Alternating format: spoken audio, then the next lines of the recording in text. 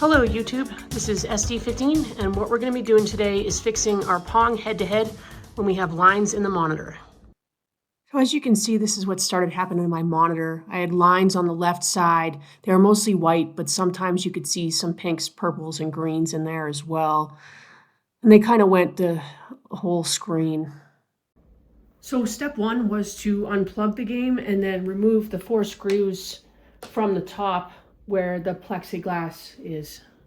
Your next step is going to be to remove these 4 screws here that are holding this top piece down, and then you're going to kind of pull this up gently. And I do realize that I'm doing this, I've already actually installed the new monitor, but I'm going to walk you through what I did, so you should be able to recreate my steps. After you pull up the top, you're going to unplug the light, the power, and the audio cables. Then you're going to go ahead and unplug that ribbon cable from underneath the first-person controller. Finally, on the left and the right side of the PCB, there are 2 little tabs, and they're held in with little screws. Go ahead and unscrew those and then gently pull away the PCB. The next thing I would do is probably take a picture of the back of that PCB, and that way, after you remove everything, you know when you put everything back into the new monitor that you're lining up the items the correct way. Next, you're going to go ahead and unscrew your ground and then use a needle nose pliers to gently pull the black pin connection out and then the white one next to it as well. Set the PCB aside as we'll need that to install on our new monitor. So at this point, my PCB was disconnected, but the difficult part is I could not figure out how to get the old monitor out of the top here. Arcade1Up sent some instructions for how to do that, which we'll talk about in just a minute. But overall, I was really worried about breaking the black bezel that went around here to access these screws, because this is the next part that you'll remove to actually take that old monitor out. Now, I was very fortunate. I was able to buy a replacement monitor directly from Arcade1Up. These are very difficult to find because these have a 4:3 aspect ratio. I believe most, or not, if not all, of the head-to-heads from Arcade1Up have that aspect ratio. Because when this monitor first broke, the first thing I did was start, looking on YouTube for how to replace the monitor.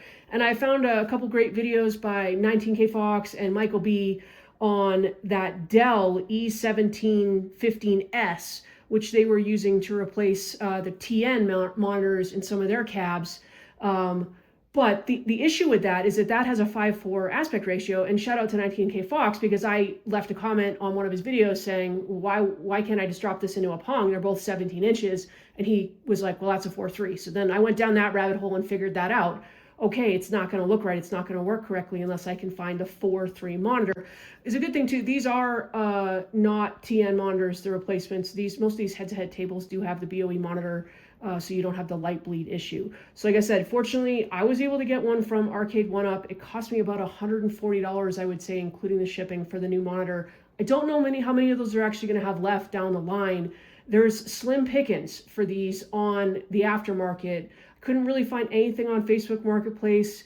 A little bit better on eBay, but they're all used. They were all coming out of an older cab that had that existing monitor.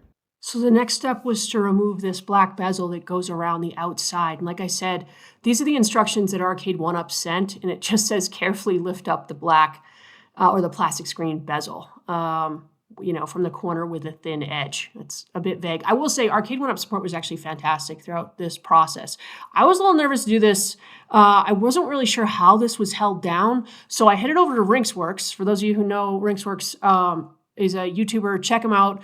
He's very helpful with this type of thing. And what he did is he just kind of carefully pried this up with a very thin screwdriver. And we eventually got this loose.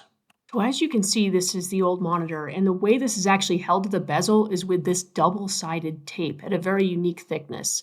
And unfortunately, you can see from the image in the upper right-hand corner, when this pried away, a little bit of the black plastic from the bezel came away with it. No real worries with that though, because Rinksworks was able to touch this up with just a little bit of paint, gloss style paint. Arcade1Up definitely does not sell replacement bezels for this. So now that I had the bezel off, all I had to do was remove these 8 screws right here, yank out the old monitor, drop in the new one, and then refer to my picture that I took earlier about how the PCB connected, connect the PCB, and then put this back in here. When I first put it back in here, the screen was actually flashing a red blue and green. I think it was a bit odd, and I realized, okay, that's when that does that, usually it's something to do with like a loose connection. So I just took the connections out, put them back in again, made sure everything was really snug, and voila, it worked perfectly.